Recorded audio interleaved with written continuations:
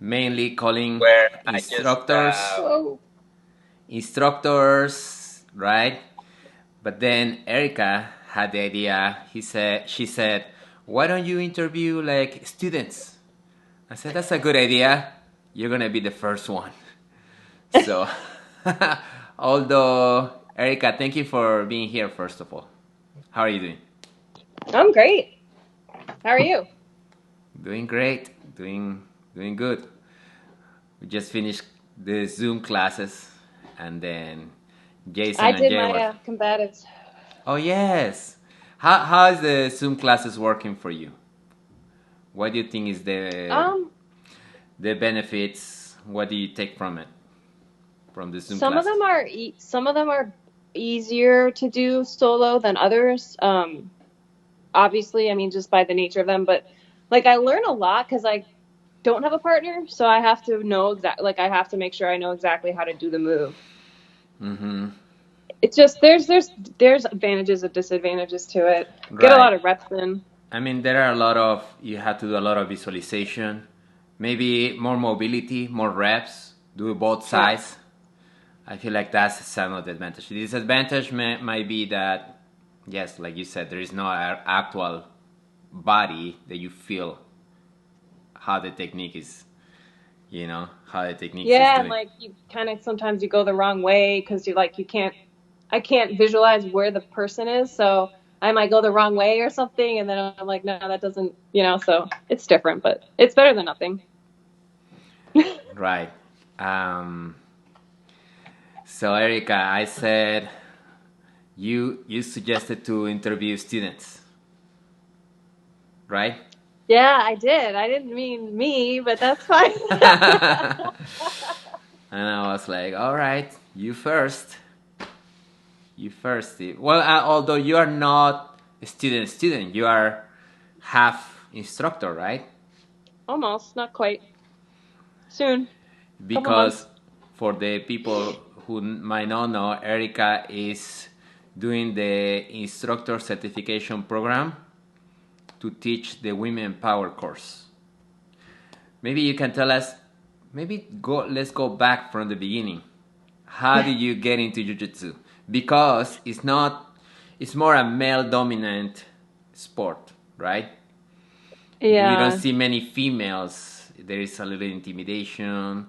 So tell us how you got into doing jiu-jitsu, and also, right, your experience starting jiu-jitsu. Yeah. How did I find this place? I guess the whole like being a minority as far as being a female doesn't bother me because I'm obviously in law enforcement and that's very common where I work. Mm-hmm. But I moved to Leesburg a couple of years ago, and then you were having one of the women's seminars last January, like a year from this past January, and 2019.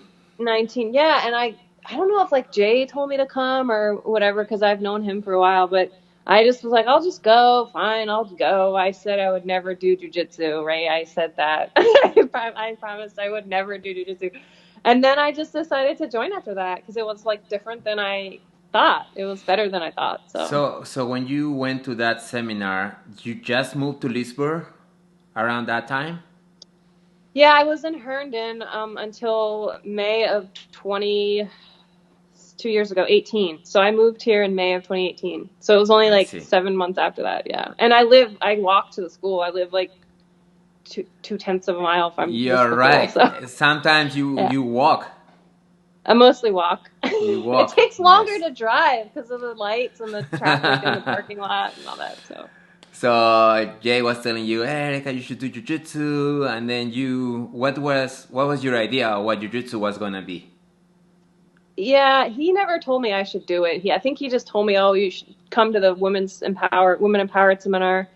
And I kind of have an idea of what it was because I've been friends with him for so long, and he teaches it at work, right? So, but I always used to say I don't want to be like so close to people, all sweating all over me, all touching. Like I was like I don't want to do that. So, and that's what I thought it was going to be like until I found the WE program. Obviously, it's not like that Right. there. So, it's a great So entry for women for sure. So your expectation of being sweating on top of people versus what actually happened, what was the actual experience? Well, it's a much less intimidating environment because the women's class at least is, Mm-hmm. and you kind of don't feel like you're gonna get crushed by somebody, or we kind of all started. A lot of us all started at the same time too, which was nice because we were There was a all big group. right, and so we were all Yes. clueless together, and we were all learning together, and we were all practicing on each other, and nobody felt like Mm-hmm. they were being overwhelmed by anybody else. A lot of us started at the same time. Yeah, it was nice. Yes. Peter, he said, I'm reading some of the comments to Erica. He said, my triangle is going to look like a rhombus after this lockdown. Man, Peter. Well, unless he grows another leg, he won't have that problem, so it's fine. No, you're gonna be fine, Peter. Just come to the Zoom classes, do the solo drills. Is that You won't be that rusty. No, I think he's in YouTube. I can pull some oh comments yeah, from YouTube. that's So not on Facebook. that seminar was huge. I remember, and we done seminars before where we do it's a big group and only like 3 or 4 sign up. But that seminar, we had Oh like God. 10, 15 people sign up, and you were in the group. It was like 40. You sold out. It was huge because The that one seminar. and the one in July, yeah, were huge. Yeah. So you started there. It wasn't as bad, I guess, No, right? as bad as I thought. As bad as you thought, right? Preconceptions, yeah. You know, the great thing I like from the women class, they are so supportive of each other. It's an environment that you don't feel in the Yes. Gracie Combatis is not just for males, but you mostly see males in that class, and it's a different kind of feeling. Yeah, a lot of the females and even some of the guys ask me, how is it different? Especially the women who haven't finished up UE and joined GC. Mm-hmm. How are they different? And I'm like, they're really different. Like when I first joined GC, I was almost done with WE, but not quite. And I was like, this is really hard. I mean, like it was all takedown after takedown, and I do not like that. I was like, this is not fun. Combatis. And yeah, but the women's classes, I tell people it's more fun for me because it's just a different environment. It's fun. It's just different. Yeah, Yes. it's fun. It's supportive, and maybe because I know the moves better, I'm having more fun versus still learning. Right. Spending all my energy trying to learn. the techniques are also more self-defense. Like you don't need to wrestle the bad guy. You just need to like free your wrist and you're out. Just kind of like get out, escape. Yeah, right. It's a different mindset. Yep. Versus combatives being more like you had to take the guy down, you had to restrain him, you have to. I know. I'm like, I can just go. I don't need to sit here and fight this. I know. It's like a different mindset. So you went through the program. Yeah, 9 months it took me. 9 months to finish to take Almost your test. 10. Yeah. To take your test. Mm-hmm. You were really dedicated to take your test. When you were preparing for your test, you were really studying. You are a good you have the discipline to study. You know, I don't see that often. Where does it come from? Thank you. I don't go into anything unprepared. At least I try not to. So right. I just. Plus, I knew that there was no external pressure to take the test because there isn't. You can take it whenever you want. I could take it another year from now, and that also is kind of a motivating factor because I don't want to have that in the back of my head. Oh, I still have to take this test. So I was like, let's just take this test and get it over with. You know. Yes. So. But you watched the videos. You had the manual. You were studying. You were making notes. Right. I think. Yeah, and I was good. like texting Eve, asking her, why did you do this move that way when You were we taught texting it this Eve, way? And she was Gracie. like, yeah. I was like, Wow. email, texting her on Instagram, messaging her, asking her questions, and she's great. She answers, but Yes. yeah, I did study. I definitely did for a couple weeks. Erica, you went to an Ivy League school, right? I did, yeah. What? Do you want to talk about it or no? No, that's fine. I did. I went to Cornell. I graduated 19 years ago. Cool. Wow. What do you major in? Neurobiology and behavior. Wow. That Yeah, I sounds was gonna go to medical school. I took the MCAT and everything, and then I just never went. So neurobiology. That sounds hard, man. it That was sounds very hard. I difficult. probably don't remember it. I don't remember That's anything. that's probably where you get the habit of studying, right? No? Or I've you were always all, been very, you're always yeah. Oh, okay. I've always been very self-motivated. So Since I was in high school, I studied a lot. so neurobiology is exactly what's the difference versus regular biology? Neurobiology is like brain science. Brain. It focuses on the brain and the neural pathways and all that stuff. Yeah. Cool. So you ever work on that field or? I didn't. No. I didn't. I worked in horticulture one summer. I did entomology research one summer. I worked in the hotel. I worked in breast cancer research. I did forensic science. I worked in a DNA lab, but I never went into neurobiology. Yeah. Oh man, you've been all over the place. Forensic science. Really? That's yeah. like a forensic, like autopsies. Yeah. So my master's degree is actually a master's in forensic science and crime scene investigation from George Washington University, which I got, I guess, in 2006. And I was working in the Armed Forces DNA lab. That was my second job out of college. I moved to Maryland in 2003, and I worked there for 5 years. And we did, it wasn't like a crime lab, it was an ID lab. So we did all the military identifications of the soldiers and service members that perished in wars for all the way back to like the Civil War. Oh, I see. Yeah. Civil War. Yeah, Like, we did some Civil War IDs. oh, I see. But crime scene, what I picture you is going into a crime scene. Did you ever do that? Yeah, I got my master's in CSI because I didn't want to get my master's in DNA since that's what I was doing for work. And I wanted to go into crime scene investigation, but it never worked out for me. You know, like the TV show.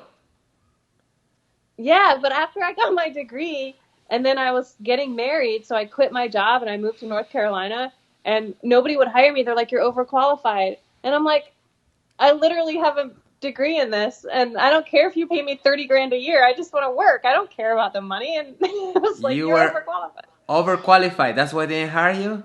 That's what I heard. That's what they told me. Oh, man. Because I already had 2 degrees and I was already working, but I didn't care. I just wanted the experience. So I went into police work instead. Wow. So tell us, how do you go from Christian says, hi guys. Hey Christian. Hi Christian. So tell us, how do you go from like neurobiology to forensic science to law enforcement? How was that? How did that happen? So when I graduated college, I moved to Boston and I did breast cancer research at Harvard Medical School for 2 years.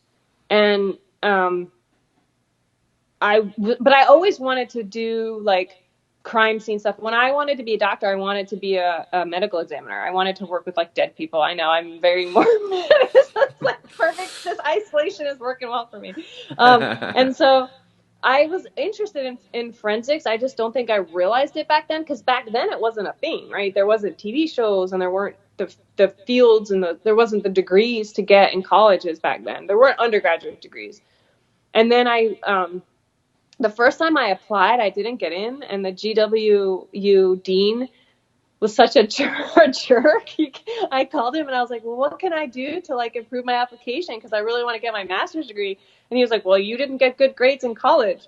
I mean, like my grades weren't bad, but he's like, Yes. you're competing against like straight A students. And I'm like, I went to Cornell. Like there's nobody that came out of Cornell with straight A's that's applying for this master's degree. And so he was like really kind of a jerk because there was nothing I could do about my grades. And I was like, well, what can I do to improve my application, because I can't fix the grades that I graduated with already? And then he was like, well, get a job in forensics or whatever.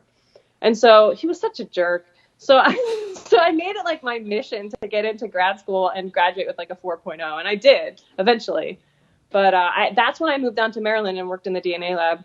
And then I ended up marrying into the Air Force and I couldn't find a job. So I came back up here and then I started at the law enforcement job. It was very weird. Wow. I'm not sure what happened there. So now you being in law enforcement for how long? 10.5 years now. Oh wow. Yeah. Started in 2009. So there you're pretty much just gonna retire there. You're not gonna go back to forensic, or you still think? Yeah, I'll retire at something in 20 years or more at something in law enforcement, right. Whether it's the same agency or not, I don't know, but I feel like I'm already halfway there. I gotta like hang on. Just stay there, you know. Cool. I mean, I can retire at 50. That's not a bad deal, so. Right. So tell us now how your love for triathlons. How did it start? Was it triathlons? Triathlons, yes. Because people might not know that you do triathlons, right? I do. I've been doing them since 2012 now. I've done almost 50 triathlons. I think 48. Wow. I was supposed to do my 50th next weekend. Anyway. So I started out as a runner. I guess most triathletes start out as a runner or a swimmer, but most as a runner, I think. And I used to run a little bit for fitness, like through college and stuff. And then when I got into my current job, when I was in the academy, the class coordinator I had was like a crazy marathoner. So he made us run all this every day, all these miles. And so I started running there. And then I ran the Marine Corps Marathon in 2010, and then I ran it again in 2011. And then I was like, I need to do something else. This running is just too much running. And my friend Emily had just done Ironman Madison in Wisconsin that year. And so I was like, maybe I'll try this. I don't even know if I even like told myself, maybe I'll just try a triathlon. I don't know how I decided to do it, but I remember that I would go to Gold's Gym and I started swimming because I wanted to cross train. And I just would swim for like an hour, just swimming. So I didn't really know what I was doing. I knew how to swim, but I never was a swimmer competitively, and I never took competitive swim lessons, right? I just learned how to swim when I was a kid. So I would swim, and then I just I bought a bike over Thanksgiving that year, and I found a team. I joined my triathlon team, and then I just started racing. Wow. So where was your first marathon? Or triathlon, sorry. You remember? My very first, yes, it was called Rumpus and Bumpus, and it was in Bumpus, Virginia, April of 2012. Bumpus? I never Bumpus, heard that. Virginia. I think it's out by Lake Anne. Oh, I know Lake Anne. Out there. Yeah, I've been to Lake Anna, yeah. So. Man, So I started doing. Yes. I started with the sprint distances, and I did, I don't know, a few that year. And then I think I did some Olympic distances, which the Olympic distance is it's called the Olympic distance now because it's the distance that they do at the Olympics. But at the time it wasn't an Olympic sport. It's just called the international distance, and it kind of varied. But now it's 1,500 meter swim, 28-mile bike ride. How many Ks is that? I don't know. And then a 10K run. And so I started doing a couple of those, and I just kind of kept increasing my distances, and I did some half Ironmans, and then I did my first Ironman in 2015. and my second one in 2016. What's the Ironman versus the Olympic distance? What's the distance in Ironman? Oh, like 3 times. So the Ironman distance is a 2.4 mile swim, immediately followed by a 112 mile bike, and then a marathon. So 26.2 mile marathon right after. Wow. And it took me. Huh? No, how long did it take you? Yeah, so Chattanooga took me 13 hours and 46 minutes, and then Cozumel took me 14 hours, just over 1404 or 14 something. Yeah. 14 hours. But I did it with a broken arm, so I think I should get some kudos for that. You swam with a broken arm? Or you broke your arm in the... Did. Yeah, so I did, 2016, I did the New York City Marathon 3 weeks before Ironman Cozumel. It was like a training race. But 3 weeks before that, I fell off my bike and broke my elbow. I broke my left elbow. You broke your elbow? And a year before that, I broke my right wrist. What? So you had plenty of injuries during this triathlon training, huh? I didn't know you had so many injuries. So, well, they're all bike crash related. The wrist I broke after Ironman Chattanooga, like off season, and I was out of work for almost 4 months. And then I broke my elbow in October of 2016, and then I was like, I'm just gonna go to Cozumel and like just enjoy the vacation. I'm not gonna race. But then I was feeling better. I'm like, I might as well just race, right? And of course, if I start, I'm not gonna not finish. So like, the swim was the worst part because it hurt, right? And like people were swimming over me, and there's like a lot of people around and swimming under me and just hitting me, and I was like, oh, this sucks. So the swim took longer than it should have.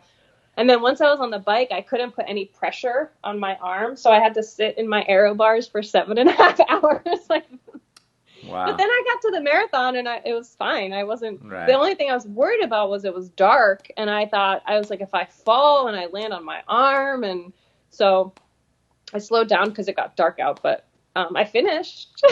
So was that your worst injury?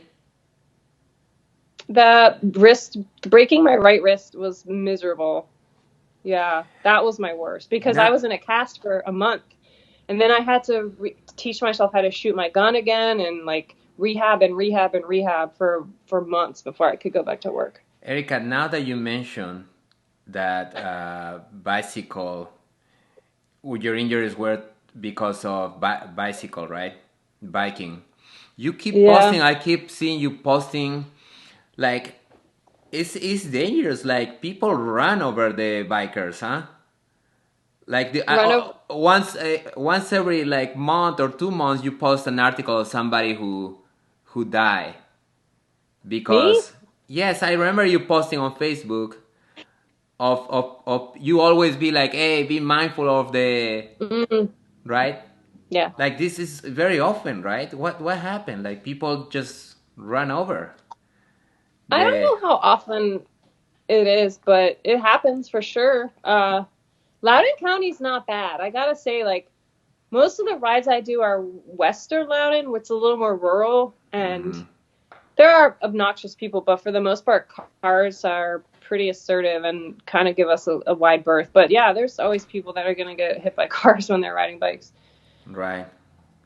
Yeah. A few years ago, I read a story. Even 2 bikes crashed and somebody died here in the WOD. So I was like, man, people die from like bicycle crashes. Well, I mean, it happens, right? I want to caution everybody about the WOD. It's great to have that resource. I have it right in my front yard. I walk across my parking lot and I'm on the trail. And I use it all the time to run on. But I don't like to bike on that trail because if it's like a really nice day, or especially on the weekend, it's so freaking crowded, especially east of Leesburg. But it's like there's cyclists that are riding in large groups, which they shouldn't be doing. They're going really fast. And then you have people out there with dogs and kids on bikes and tricycles and young teenagers who don't really know the rules, who aren't paying attention. There's kids with no helmets on. It's just really crowded. And I actually would rather take my chances any day on the road, any day over the trail on my bike. Oh, I see. Yeah. I'll run on the trail, but I don't want to ride on it for more than I have to. Yes, it has happened to me. I'm walking and then the bike come and you're like, you don't know where to move, and they're like, and then they Right. pass this person, but the other one is coming, and you're right. And they don't call their passes. I always call my passes, but sometimes they don't, and you don't hear them coming, and you don't know they're behind you, and so just be mindful if you're out on the trail. Just be careful, especially now with the quarantine. There's people out there who aren't normally on their bikes who don't really know etiquette. I guess they didn't close the WOD, right? For some reason, no. they closed parks and everything.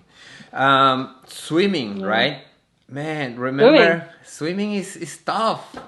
I gave Marco some lessons last year. Yes. So what happened is that you were into triathlon, so you were posting about your races, and I'm a huge fan of Cron Gracie, and he does triathlons with the Diaz brothers, pretty much. And there is a lot of jiu-jitsu people who does triathlons, right, for the cardio. So then I asked you, right, and I said, Erica, what does it take to prepare for triathlons? You told me, okay, let's start swimming. And man, it's tough. I feel like drowning. Yeah.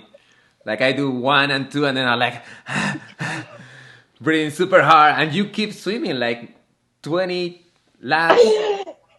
Swimming is technique, though, and even the best swimmers in the world are only using 10% of their energy efficiency. So it's really working it. We're not natural swimmers at all, so it's tough. It's especially if you're older trying to learn. You're right. And you're a soccer player. So you kick like a soccer player, which is what I did when I first started swimming. I bent my knee. That's what you're saying? Yeah, I kick like a soccer player too. Yes, man, I felt like a white belt. But you know what? It's good to feel like you don't know, because sometimes, like I do jiu-jitsu and I teach jiu-jitsu, and then sometimes it's good to feel like a white belt again, even if it's in another sport, because now you understand the people who come to jiu-jitsu, how they come and they are lost, and then treading water. Yes, and also the appreciation for the technique. I feel like you said, right, like it's just the efficiency, and it's the same as jiu-jitsu, and sometimes we use that analogy of like, if you don't have technique, you drown. The same is in swimming, right? If you don't have technique, you get tired, and then you can. Yeah. Right. Have you seen any bad accidents like swimming in your triathlons? Like people has. Oh yeah, I've seen people that have died in the swim. Yeah. A lot of heart conditions, a lot of cardiac arrests happen in swimming, in the swim leg. Most of the accidents, most of the deaths that occur in races are during the swim or right after the swim, because a lot of people, it's the anxiety and the anticipation of the race, and then you get in the water and the water's cold, so your body's kind of adjusting to the cold, and then you're swimming around all these people, and it can be very anxiety inducing if you're not comfortable in open water, let alone with all these people around you. And then you get out of the water, and a lot of times your body goes from flat to vertical, and it really affects people's hearts, and that's when they start having problems. And they collapse, and people is trying to beat their own time too, right? Yeah. So I love the swim. I love it. I don't get anxious with it, but you're a great swimmer. Well, I don't know about that. Thank you.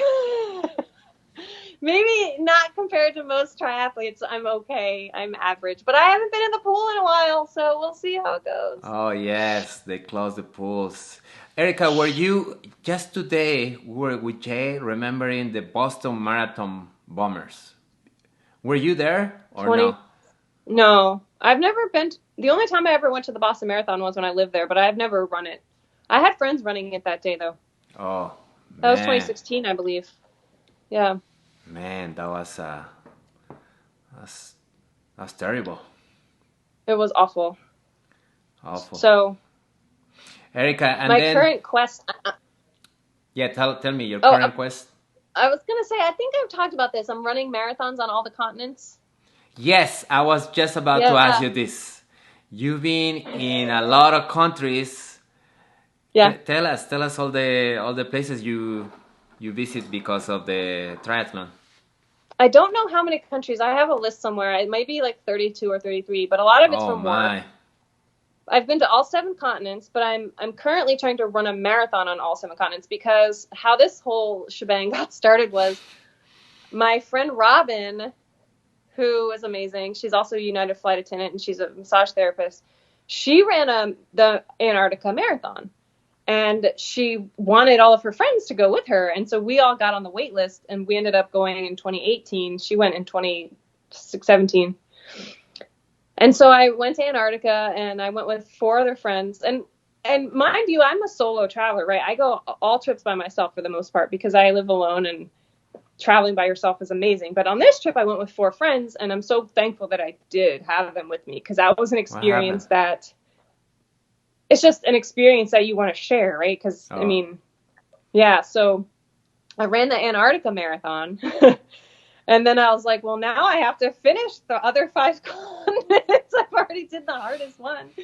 So after Antarctica, I was like, I'm going to do Marrakesh next because my friend Jenny, who I met in Antarctica, was doing it. Mm-hmm. So I decided, and I've always wanted to go to Morocco. And so I did that one the following January, and that was amazing. Morocco is incredible. I was so blown away by that country. I Yeah. remember I saw your pictures. Yeah, it was gorgeous. I went to the Sahara for 3 days and it was amazing. The people there are so gracious. And the kids were like lining the courses, right? And the kids don't have a lot in Morocco, but they would hand out the little oranges they would pull off the trees. Oh, So I I'm see. running, feeling like these oranges while I'm running. And they were just so joyful. It was so nice. So I did Africa and then Australia. I also did in 2019 because I found like flights to Australia for like $650 and I convinced my Right. friend Grant to come with me. Mm-hmm. So we did that last September. I did Sydney Marathon. And then this was supposed to be, I was supposed to leave on Tuesday for marathon continent number 5, which is not happening because I was supposed to run the Great Wall Marathon. You mean this next week, Tuesday? You were Like supposed May 10th, I was supposed to leave you were supposed for to go to China. China? Yeah. Dang. So I was going to run China and then I was going to run Bhutan and I was going to go to Thailand and it was going to be amazing. So Wuhan, you say? Thailand and Bhutan, Oh, Bhutan, the country. I thought you say Yeah. Wuhan, where. So my dreams have been thwarted, but I'm still hoping to do Patagonia this fall. I don't know if it's going to happen, but either way, it'll happen eventually. And then my last one will be Athens. I'm going to finish with Athens. So Athens, Greece. yeah, because Athens is like the original marathon, the first one. So You're that's right. going to be my last one. And then I can retire. That'll be like number 16, 15 or 16 What or about something. South America? South America, no, Uh, they don't do marathons. Patagonia. Oh well, but Patagonia. that's very Chile. very south. Oh, Yeah. Okay. Cool, So I was Eric. supposed to go to Chile this September. Nice, cool stories. Australia. Any funny stories going to these countries? So Morocco, you will say, is the country that you enjoy the most. Morocco was a fabulous trip. I love New Zealand. I've been to New Zealand too. We had a great time down in Argentina when we were there. Australia was fun, but it was different than I expected. I don't know how to explain that. It's just like Sydney is gorgeous. It's a Sydney. It's a city though, you know. So it's like it's another city. But Morocco was so amazing. The food was fabulous. The people are amazing. I stayed in like one of the little hotels in the Riyadh and everything was really, really nice. There's spas everywhere, massages every day. And then the desert was pretty cool. So Nice. yeah. Traveling by yourself, do you ever feel, have you ever felt afraid, like you were under threat? Like, I'm sure I have, but I were can't you think in of. a let's say in a hotel where you were like in a country that you were like, oh man, I don't know what's gonna happen here, like, or somebody, a creepy person following you, things like that. Have you had any experience like that? I've probably had more of those experiences on work trips than I ever have traveling by myself. And I'm not to say that I'm naive, but I'm not really like fearsome. I'm not like afraid of things. Mm-hmm. And I don't put myself in situations where I'm likely to be victimized either, right? I'm very like I don't drink by myself, you know what I mean? Like I Mm. I don't go out at night, I don't go out to clubs Mm-hmm. and and stuff. So, but yeah, I mean the threat's always there. There's never been anything, only work trips where it's been like really freaky. It's kind of funny to say that because I'm always traveling with a bunch of guys, but Right. Do you carry when you are out in your bike or I running? can't internationally. Okay, No, like domestically, no, not when I'm working out. I don't I because I see. can't carry it while I'm running. It's too heavy. Okay.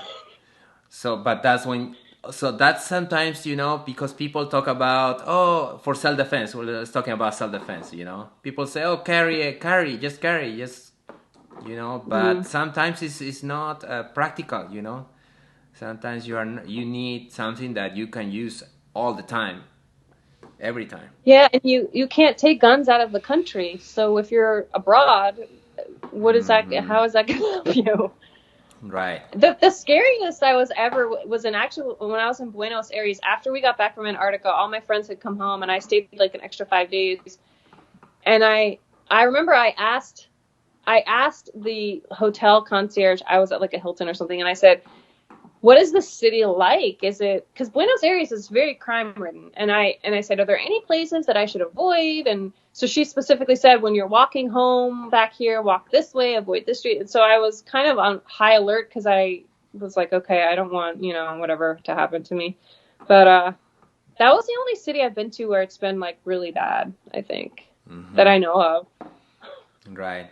Hey, wasn't a guy following you like when you were walking to or from Like in Leesburg. here in Lisbon too, right? Remember we're Yes. Don't tell Jay. He'll never let me walk home again. I was walking home and he was like in his car and I had turned the corner. I was on Market and I had turned right onto Fort Evans, which is where my condos are. And he pulls up next to me or behind me and he's like, do you need to ride somewhere or something like to that effect? And I thought he was talking to somebody else, so I just kept walking. And then I hear him again behind me, and I'm like, what? He's talking to me? And then I cross the street, and he pulls up next to me. He's like, hey, do you need a ride somewhere? And I don't even remember what I said. I was like, no, I'm good.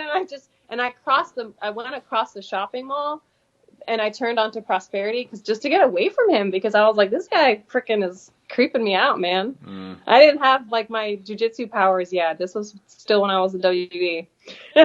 So that was weird. Yeah. So I'm not man. allowed to walk in the Those dark those anymore. those are the things sometimes as guys we don't, because we don't experience things like that, Like I can go to the Yeah, and to you don't the have to think gas about it. station like at 10 p.m. and I don't have to worry too much about those things. Oh, I'm always like walking at a rapid pace at night, or I'm always like looking around. And we do always have to think about that stuff. Always. You don't, especially like how horrible would it be if something happened to me walking home from jujitsu? I mean, that's terrible. It's like totally embarrassing. So I think you'll be able yeah, you're to right. I think you'll be able to defend yourself pretty good.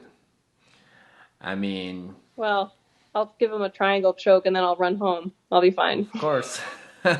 Yes, run, right? Running is you Get already back! have that you already have that running, so I at mean, it's least a you, quarter of a mile away. I could run it. It's fine. of Uh, course. Of course. Tell us, Erica, how come now you're becoming instructor? Where did it come from? Like the idea to or the motivation to become instructor? didn't that come from you? I'm pretty sure Me? that was your idea. Was me, but I might have suggested, but when do you say no? We were talking about that, and you were on the fence. Brenda Hillgartner and Brenda. Heather Paulding and I were talking about doing it. But Brenda had the nursing thing going and she couldn't go in July. Mm-hmm. And you and Jay convinced me I don't even know how you convinced me to do it, but I was like, okay, I'll do it. And of course, I can't not finish something that I started and I paid for. So now I'm in the throes of making my videos as we speak. How's that going? So for the maybe we might have. Sorry, something happened. Sorry. For the Do we have people a who question? for the people who might not know what to expect in the instructor course for the women power. Oh my gosh, amazing, amazing. Tell us. I mean, paying the tuition, even if you never go to the school and get through your ICP, it's just learning so much. I mean, the 30 something videos that they made me that I had to watch, right? And it's not videos about the techniques, it's videos about, trauma, how to deal with trauma, because we deal with women who potentially have been in those kind of situations, and running a business, and like how to teach, and what things to say, what things not to say, appropriate behaviors, so many things. And then watching Eve and Henner go over how to teach things, I'm learning so much just by watching them, I mean, and I know the moves, but every time I watch it, I learn something. Just like the things that she says, she'll throw something out there that I never thought of, Right. It's like sometimes you learn it and you know it and you think you can teach it, but there is an art behind, right? Like there is this whole concepts of from the moment you line them up, and then how to correct mistakes and how to even present the technique. Everything is choreographed. There's no ad-libbing. Everything happens for a reason in the class. I mean, you make it your own, but you follow the format for a reason. It works. They've tested it, time tested it, so it's just interesting to see, and just like so much to learn. I mean, they tell you don't ever stop learning, and it's true. And that's why I'm bummed that we're not having classes, because I would learn so much just by helping you teach. Yes. Well, you were already you were already helping before we close. You were already helping the class, right? And then now. Yeah, but I wasn't helping from the perspective of the knowledge that I have now. I hadn't joined ICP yet, so I didn't know any of that stuff. Right. So I was just teaching as a student would teach, versus like, oh, okay, now I understand why we do all these things. Nice. But I've told this before. I've said this before. Like, I would be happy just teaching WE. If I never finished combatives, I don't even care. Like, I'm just happy teaching that class. That's all that I ever have to do, and I'm fine with it. Man. So it's such a great class, and like you said, there might be, and there's been cases of survivors, right? Of women who have gone there with a previous experience, and they actually need the help, right? To feel empowered again, to feel like that's not gonna happen again, right? And to get the tools necessary. So it's like a huge help, So I don't know how many people actually know the history of the 2.0, the WE 2.0. It actually started because of Eve. She had just joined the WWE, and she wanted to learn jiu-jitsu because she was traveling alone and all this stuff. And she met Henner. Says he gave me a 10-minute intro, and it turned into a 30-minute intro. That's her version. But she ended up she basically recreated the program, right? From scratch. She added all the moves. I don't know what the program looked like before because I wasn't in it, but she added all the moves, and she and Henner made all the videos, and she was the very first female instructor to be certified in WE 2.0, and she really got it going, and it's a testament to her, because she was a victim of sexual assault in her career, right? So it was a very empowering experience for her to grow the program. And she talks about all the victimized women all the women who have experienced trauma who've come and told her, like, this program gave me my life back, right? Because I don't have the fear anymore that I had. Right. So it's interesting. Right. It's interesting to hear the story behind it. And the cool thing that you've been telling me is that you text her, and you haven't even met her yet, right? Well, I send her IMs on Instagram. I don't have a phone number. Okay, no phone number, but you... Personal messages, yeah. Personal messages, help with this video, this question you may have. So you have kind of this ability to communicate directly with the creator of the program. Yeah, it's pretty cool. It is, and you can email them too, and somebody will answer you. Right. So when is the you're at this point doing the videos? You submit the videos. We're working on that, right? You are doing really good. We are. Well, I'll pass. You're not going to let me submit some videos that won't pass. Yes. I mean, this the first video we just recorded. It was great, but you missed one little thing. Right? And we went like, okay, let's do it again. And we ended up doing like 7 takes. I have the blooper reel of when... So at the beginning, I'm supposed to ask, is there anybody new? Is it anybody's very first class or something to that effect? And Marco raises hands. And so he comes up and I go, hi, Marco. Like, you don't know his name yet. You were supposed to ask me. What's my name? To start over. The other funny thing is that you say, because you're teaching in a class for women only, and you say, ladies, line up. Is there any lady who's first class? And then I raise my hand, right? Okay, come here. What's your name? Marco, so it's like... That's fine. But... For the purposes of the video, it doesn't have to... I mean, she did it with Henner, so whatever. Yes. But I'm so sorry because I screwed up one of your takes. Yeah, the best take I had going at the very, very end. I had like 2 sentences left and Marcus just starts laughing. Oh, man. And I was like, did I say something? I couldn't hold it anymore. So you were doing your whole like presentation. Everything was going perfect. And there's this part where Erica has to say, hey, look at all the other students, how they're working and helping each other, right? And you told me, hey, look at these students, look behind you.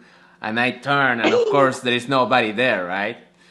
So I couldn't hold it. Yes, and I couldn't hold it, and I looked back, but I was containing myself. No, you were muffling a smile. And I was like, and then I'm like, and we really believe in the comfort and enjoyment. Why are you laughing? Like, and then you broke. You were like, why are you laughing? I was so mad. Up until that point was your best take, and I ruined it. Sorry. And we had 15 seconds left at most. It's fine. It happens. I screwed up too. I forgot things here and there. But the next one was perfect. So I think it's gonna be great. I think you're gonna do good. And then from there was there is a period of evaluation, like a month or so, right? So I guess you submit the videos online and then they review them, and they said there's certain things for which they'll take a point away, right? Because they require you to have certain things in the video. So if I forget something like in the 10-minute intro, if I forget a step in the SPF, then they'll take a point off. And I think as long as you don't get more than 5 points off, like a 95 or above, then they invite you to go to GU, Gracie University in Torrance in July for your final evaluation. And then you do reps and reps and reps and reps. Man, July. But What exact date in it July? might be it might be a Zoom evaluation. I'm going to be a Zoomer. Zoom? July Man, 13th no, through the no, no. 15th. No, you I'm have to. hopeful though because California should be okay by July, I think. I hope. Man, let's hope, because I If not, I'll mean, go next year. being Whatever. a Zoom, I mean, I feel like in this case, it's good to have the experience of going there and meet them in person and Yeah, I see know. their school, see how they run the class. The feeling does not compare. You know, Zoom classes are good for students who already been in class and this, but for this instructor course, man, Yeah. I'm pretty hopefully, stoked about going there and experiencing it. And from what I hear, you can learn so much just from watching all the other students too, and meeting Vic and Eve and the brothers and all that. But if not yes, this year, maybe I'll be able to go next year. So yes. I mean, either hopefully, way, they say they're gonna make it happen. So I should still be able to get certified at some way or another, way, shape, or form. right, right, because everything is kind of like opening back up, right? I Like don't know. in phases, states are opening. I don't know what How, California's doing. man, I don't know either. How do you deal with this whole situation, Erica? I mean, maybe what's your take from this situation? Do you have any like things you learn about the situation? Some positive lessons learned Well, from? I mean, I can't. There's nothing I can complain about. I have a job, right, and I'm still getting paid, and they let me work from home, which I mean, geez, how great is that, right? So So I really can't. the commute I is don't not have to enough. commute for 3 hours a day. I don't have to get up at 5 in the morning. I don't get home at 5:30 every night. I'm home. I can work out when I want to work out, and eat when I want to eat. And a lot of people have it way worse. And I'm an introvert, to be honest, so I don't mind being home all day by myself. It gets a little annoying because then I don't have anywhere to go when I want to be with people, but it doesn't Hmm. really change my life. It's not really change. I live by myself anyway. It's not. I wish I had a dog, but otherwise, it's not really like life changing for me. So Right. I'm really no. I'm very fortunate that I don't really have You hardships. you had a dog before though, right? But yeah, I did. I had a little cocker spaniel. Man, you're not thinking about He getting was another four. one? I had him for his whole life. He died 2 years ago. He was almost 15. He died 2 days after I got back from Antarctica. He had cancer, but he's dying Mm. for a while. I don't know if I'd ever get another dog. That was a horrible experience. That's the thing. Yes, I used to have dogs when I was a kid, and every time they reach an age where they had to go, You and just, then it's a heartbreaking experience every time that well, it's like happens. you know that he's gonna die eventually, right? Most likely he's gonna die before Mm-hmm. you, and every day it's like borrowed time, and it's like this is like I don't know. It was really really tough. I mean, I had that dog from like I was like 28 when I got that dog. I mean, I went through like a marriage, a divorce, boyfriends, breakups, 3 different states I lived in, 5 different homes. Like that dog was my Wow. best friend. He was Oh by my man. side. Yeah, so I don't know if I'd. Plus, my lifestyle doesn't really. I like to get up and go, places. Where do you leave your So, dog when you go, or when you used to leave your dog when you go to other countries? well, I was fortunate that my one of my best friends, Lisa, would watch him for me because she lived in Oh, Herndon, right down the street from me when I lived in Herndon. Or I would kennel him, or I would get somebody to watch him. I was married too, so remember, like he would watch him when I was gone. So, I see. but I see. fortunately, I didn't leave him for too much. I would take him with me when I would go on vacation domestically. We went to the Berkshires together. He loves hiking. He loved to hike. He loved the beach. He was just like me. It's like my version of Cocker Spaniel. Man, I love the beach too. I miss the beach. I was listening this lady saying, "Man, closing the beach should be open because the beach are like places where it's cleaner. There's minerals, and Yeah. it's just benefits. So I like being in the water. I don't really like the sand. I don't like being on the beach. I'd rather right. just stay in the ocean all day. Do they do triathlons like I heard on the lakes, but do they swim in the ocean too?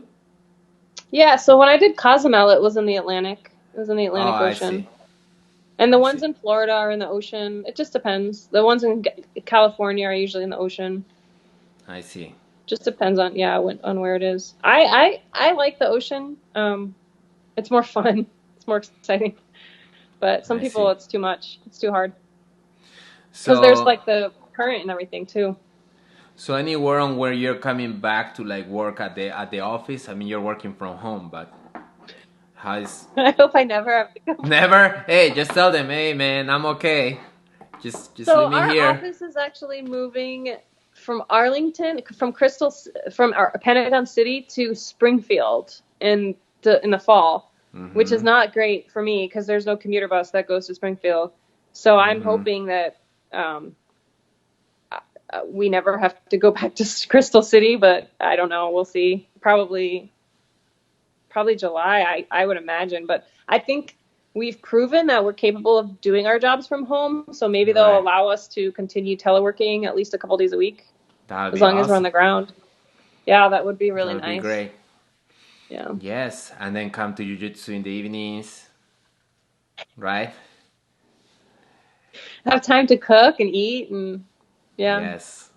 Hey, that was great having you there helping teaching the classes and you know these times when we're close Oh, the Zoom classes, yeah, they're helping fun. helping with the Zoom and just just being there supporting. That I was mean, cool. I'm learning stuff too because I'm learning stuff every time we do Master Cycle together because I don't take Master Cycle. So I'm like learning all these extra moves now. Right.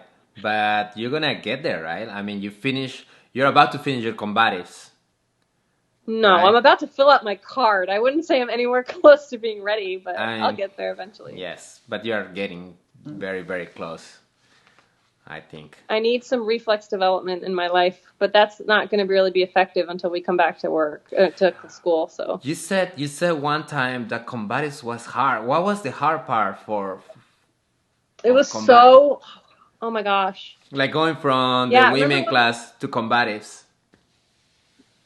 What was the hard I part? think it's just, I think it's just my ego. It's like going from high school to college. Like you're the top of the class and then you're like down, like clueless again. Like, I see. um, it was overwhelming because it was all guys I mean, there's hardly ever any other females in there with me. And Mm-hmm. it was like takedown after takedown after takedown. And we don't do takedowns in WE. We never do takedowns, right? So Mm-hmm. I was getting beat and I was landing wrong and my shoulders were hurting and my hips were hurting. And my dad was like, this sucks. I would go home and cry, but I'm stubborn and I'm going to figure it out, damn it. So I'm watching my videos now. So I'll get there. Nice. Hey, Jay's here. He said, "Hey guys, Hey, Jay.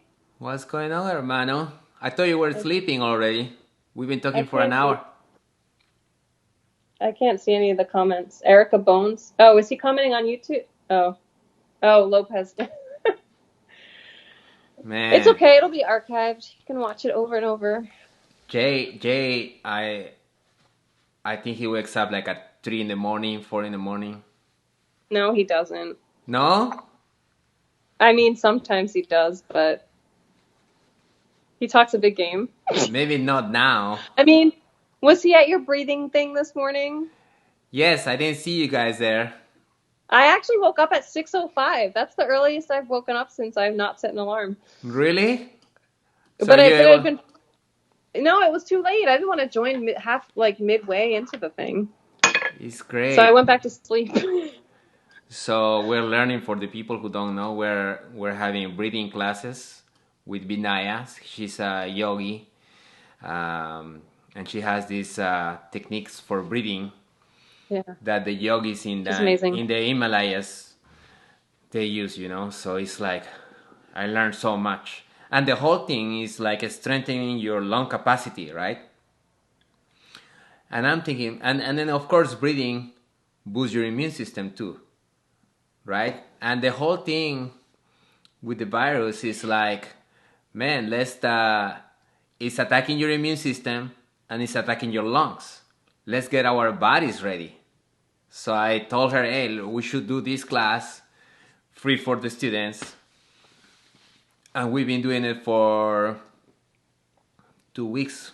We're going to do maybe a couple more. Good turnout? I mean, I would expect more. There were like 10 people there, but oh, that wow. was good. Yeah, that was good. That's a lot. That was good.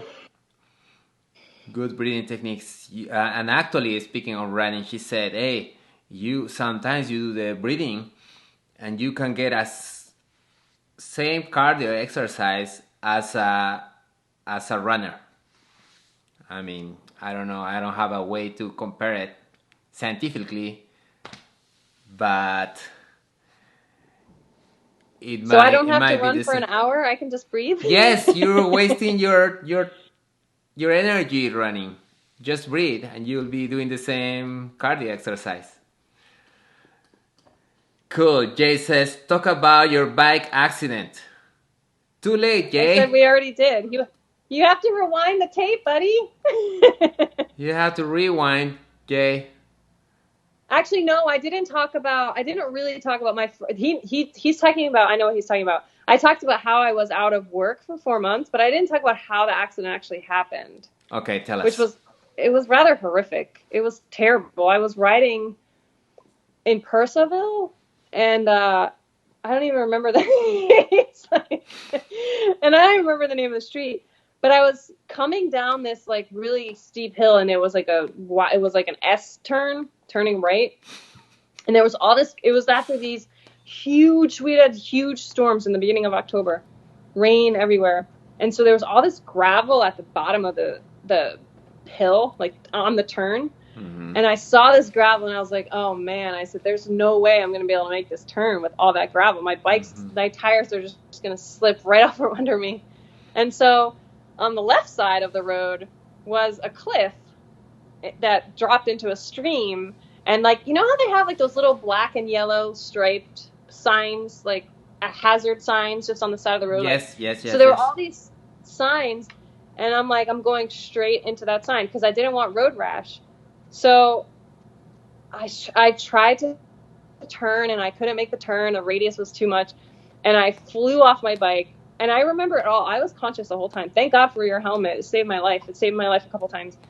And I remember slamming into the sign.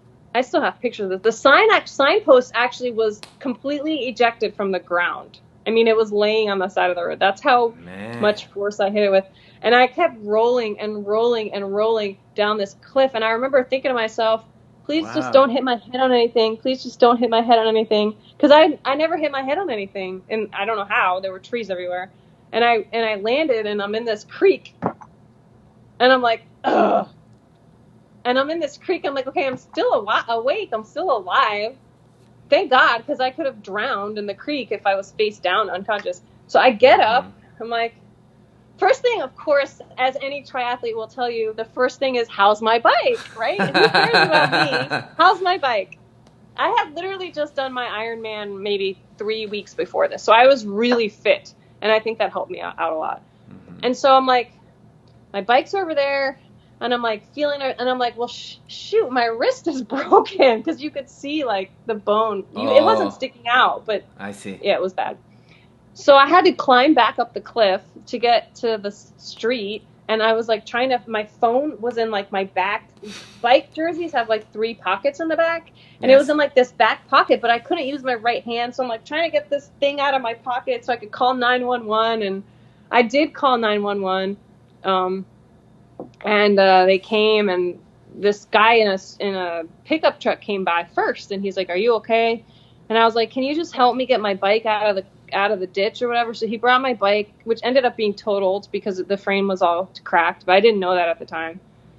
And so the fire department came. It wasn't the Purcellville Fire Department. It was the town over. The name of the town is escaping me, but they actually came and responded. They took my bike back to the firehouse, and they wanted to take me to a trauma center. And I'm like, no, I'm totally fine. I don't need a trauma center. And they're like, how are you so okay? How did your head not get? I was like, I don't know. I don't need to go to a freaking trauma center. I just have a broken wrist. But they took me to Purcellville they took me to Winchester Medical Center. So yeah, I ended up all I had was a broken wrist, thankfully. And my helmet was a little scratched, and I had like a lot of pokes and cuts on my legs, and my jersey actually didn't even rip. It was amazing, but it was horrific. I was in so much pain, and then they couldn't get they were trying to give me the Dilaudid, which is like the opiate shot, and they couldn't get it in my shoulder vein, and they were like, I was starting to, like, the adrenaline was wearing off, and I was like, okay, this is really friggin' hurting now. It's starting to hurting. Yeah, so I'm sitting in the ambulance. I was like, please give me something. So he finally gets the Dilaudid, and I was like, like, no wonder why this stuff is addictive. This is amazing. I was like, and that was the last. I never took any opiates after that. I just took like Motrin after that. I never took any more drugs, but it was pretty bad. It was nasty. I still have pain in my wrist sometimes if I do a lot of yoga. Mm-hmm. But yeah. Hey, speaking of, man, that was a quite story. I mean, luckily, just was a broken wrist. Jay says, was that the $5,000 bike? That bike was my first. No, I actually was not on my triathlon bike. I was on my road bike, but I did buy a new bike after that, and that's the $5,000 bike. Hey, when you remember, we were training and we were doing the swimming, and you said, hey, we should train. If you want to do the triathlon, we should do also learning the bike, right? And I was like, no, I know how to bike, but you're like, no, we need to train because the transition from the bike to running is weird. I was like, okay, I'll buy a bike. And you told me, yes, I mean, you had to buy like a good $5,000 bike. And I was like, what? No, I did not say that. Well, but you were talking about the prices of these bikes. You can get a bike for $200 if you want, but yeah, people will spend it. I was just thinking about going to like, maybe not Walmart, but a cheap one. I was going to say, don't go to Walmart or something, but get like a road bike. Right. No, the hardest part is definitely going from the bike to immediately running right after that. That's always kind of even for us triathletes who've done 100 of them, it always is a kick in the butt when you're like, oh my God, my running legs, where are they? Because your legs are burned or what? Because you've been going in doing a bicycle. Whoops, hold on a second. I'm trying to get this. What happened? What is a squing? A squing. Buy a squing, Jay. How did I? Oh. So what was I saying? I'm sorry. You're saying that the bikes. You get off the bike and your legs have been going like this, and you get to the running and you're using completely different muscles. I see. Yeah. What is he saying? What is a Schwinn? Buy a Schwinn. He makes fun of. He's like Schwinn for the win, like because Schwinns are like the bikes that you had when you were 12. So I know it. I always say if you should race on your Schwinn, it'd be great. But the triathlon that you were gonna do was this past weekend, right, Marco? No way. It was May 3rd, the one I was gonna try to get you to sign up for. Dang, you call it sprint, right? Sprint, like it's just short distance. It's like a beginner. I think you were gonna do the super sprint. You were gonna do like super beginner, 400-meter swim. 10-day free trial triathlon. It's like a 30-minute race. That's all you need. I mean, and I don't even know if I was ready for that, but I mean, I'm trying to get Jay to do it with you. Jay should do it. He's a runner now. He's running like 4 or 5 miles a day. What about swimming? He can swim, but he won't admit it. Really? Have you seen Jay doing the rings? He swims. Yeah, I know. He can do those too. I told him he's too dense for swimming. He's just gonna sink. No. He's too dense. Okay. Hey, if I can recruit one of these 6 people watching to do a triathlon, then mission accomplished, right? Yes, let's all do it. Or Like whoever. the basics team. He said, Marathon? let's do a super sprint marathon, a super sprint Marathon? triathlon, I think is We're what he doing means. a super sprint triathlon. There is no super sprint marathon, Yeah. right? No, marathons are 26.2. He's just being stupid. I see. Erica, tell us, you are What else? are you fully vegan or No, a little bit? no. So I went plant-based back after my birthday in February. I got rid of all of my dairy products in my house, which was only like butter and cheese. Okay. And I stopped eating meat like almost a year ago. I stopped eating chicken because it grosses me out. But I still, so my house is almost all plant-based. I still will eat fish. Like when I travel, it's hard to maintain. Like, so I'll eat fish or shrimp or whatever. But for the most part, yeah, I got rid of all the dairy. And let me tell you the difference that has made on your joints, everything. Really? Your Because GI, yeah. I think the only dairy I eat is goat cheese. And I love goat cheese. you say it's great, just get rid of it. At least for you. Yeah, I got rid of yogurt, butter. Matter of fact, when I was down at FLETC, when I was down at the Law Enforcement Training Center in March for a couple weeks, I was trying to stick to my diet, but I was eating at the dining halls, right? Because I only had so many choices. And it was like, butter is in freaking everything down there. They put butter in everything. And I was like, what the heck? So I ate something one night and I was just sick to my stomach for like 2 days after that because I wasn't used to it. Now, So, of course, the most common question, right? Especially being a triathlon athlete, what about the protein? How? there's plenty of protein and all the places you get your protein from, they get their protein from plants, right? So cows are herbivores, pigs are herbivores, chickens are herbivores. There's never been anybody in America who's been deficient in protein. There's plenty of protein. I use nutritional yeast. I eat hemp. I eat chia seeds. I put them in everything like nuts, lentils, beans, chickpeas. I eat beans like all the time. There's plenty of protein. Almond milk. Yeah. Oatmeal has protein. Some vegetables have protein. I see. It's not a problem. You know, my problem is the Goat cheese rocks. running is bad for you, says John. Goat cheese rocks. I do love goat cheese, but I don't miss any of that stuff. Like I was craving pizza, so I just bought like the vegan soy cheese, which I don't normally buy processed stuff, but I wanted a pizza and it was even creamier and better than normal cheese. So I was like, okay, I'm good. I had my pizza. Yes. I try not to eat like meat too often, but for me it's a little bit the animal farming too. Like, you know, it must not be good for you to eat an animal that has been mistreated like that. You know. It's awful. And now, like, if you think about it, we wouldn't have this coronavirus if people didn't eat animals because it's from animals. So I'm just saying. No, not passing judgment here. I'm just saying. If we stop eating animals, although the conspiracy theory says other things. It came out of a lab which was created from animals. It still came from animals. Yes, you're right. In theory, you're right. Yes. No, I don't. I don't push my diet on anybody. I mean, I'll cook for you, and the food will be amazing. But speaking of this virus,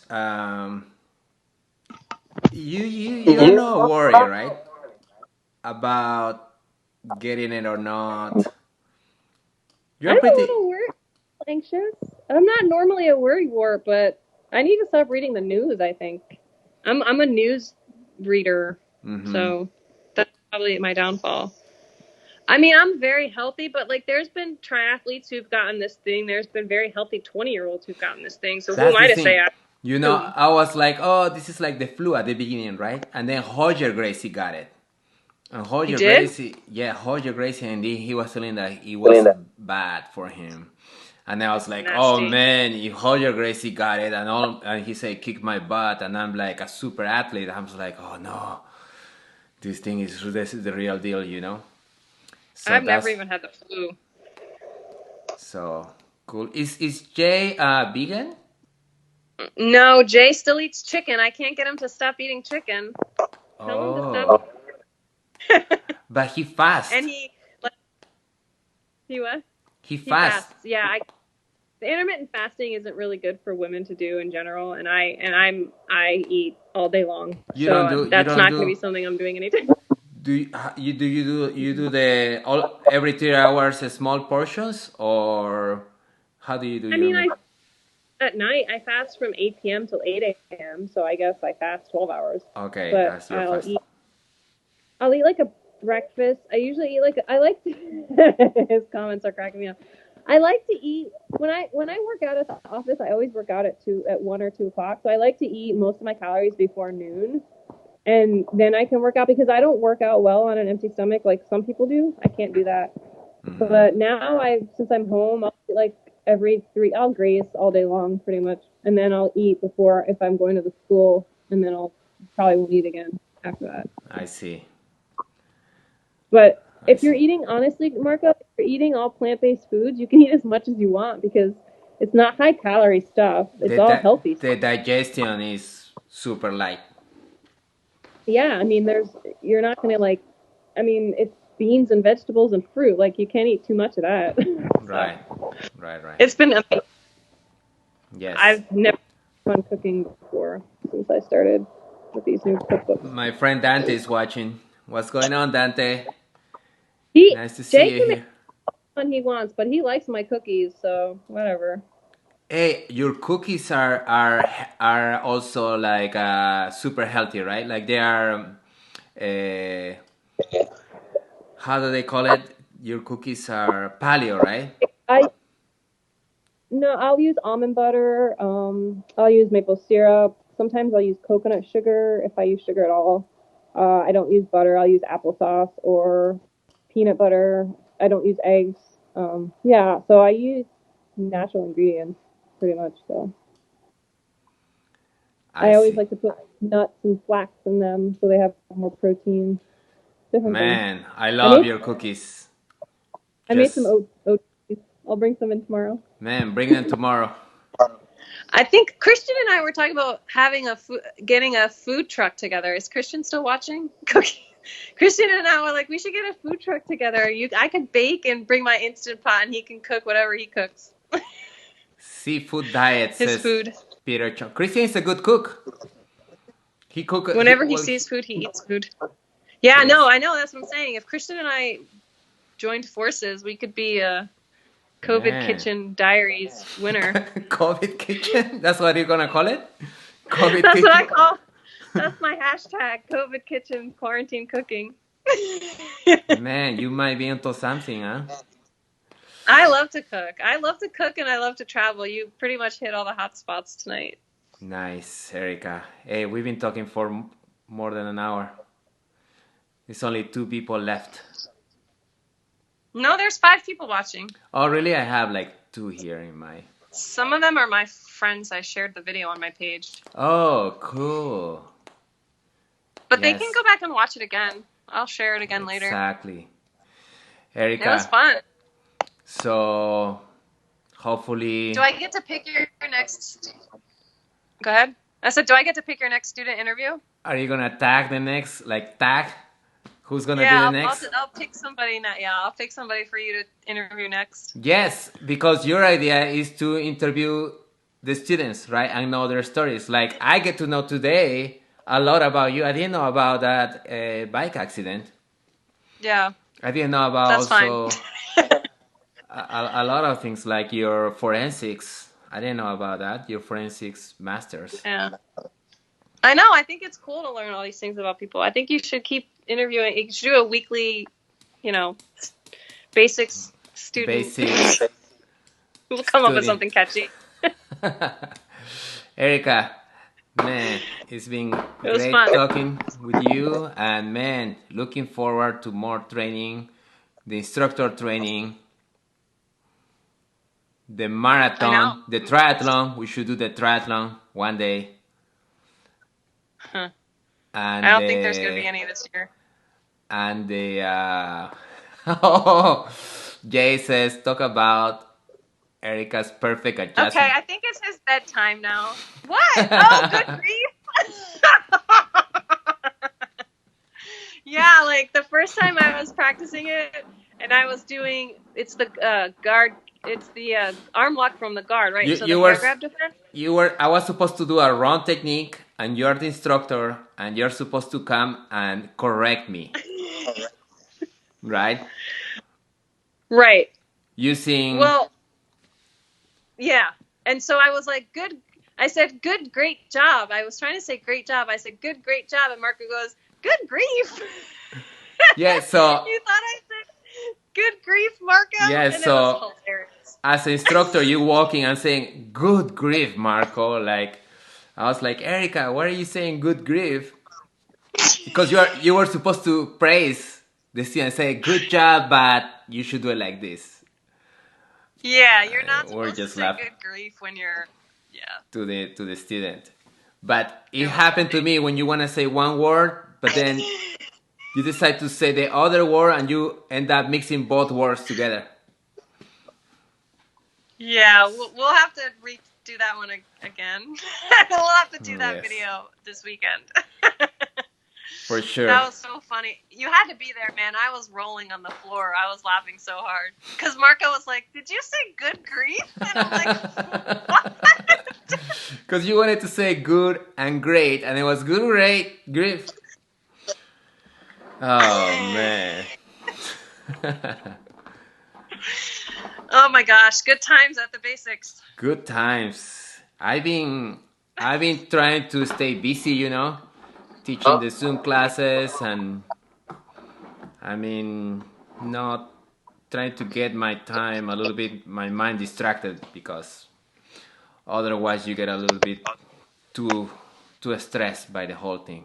So, and that's the idea also of doing this interview, so people can get to get distracted about the daily news and get to know each other. Get to know each other. Great. Cool, Erica. Thank you very much. Any messages? Thank you. To the ladies who are in the, like, they don't know if they should start jiu-jitsu.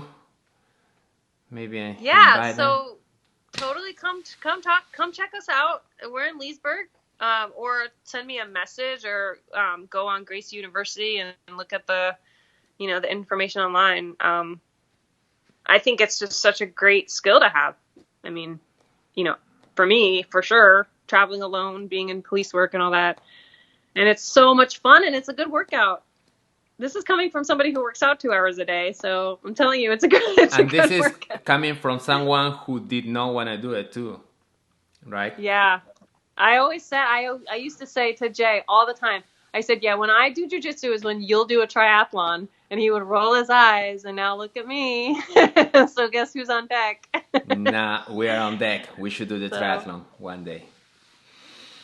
Yeah, we'll have to get you guys in the pool first. Let's do it. Let's do it. As soon as this is over, we'll be there swimming. Maybe next year. We'll aim for next year. Yes, let's plan for next year for sure. Because there's not going to be anything happening in the next 5 months. Yes. And sign us up for the super sprint, like the very beginners, and then we'll do it. Totally. It'll be so fun. I'll do it with you. It'll be fun. Awesome. Thank you, Erica. Appreciate the conversation. And I'll see you guys soon. See you tomorrow, right? Yeah, I miss everybody. It's no fun doing it by yourself. I mean, we do it through Zoom, but we do miss the students. It's not the same. Oh, yeah. Jay cannot do it next year. He's going to be busy all next year, he says. Yeah, I'm sure he will be. We'll figure that out. I probably should go. I think my phone's about to die anyway, so. All right. Thank you, Erica. Thank you guys for watching. And good night. Stay tuned. See you guys soon. Take care. Bye. See you later. Bye.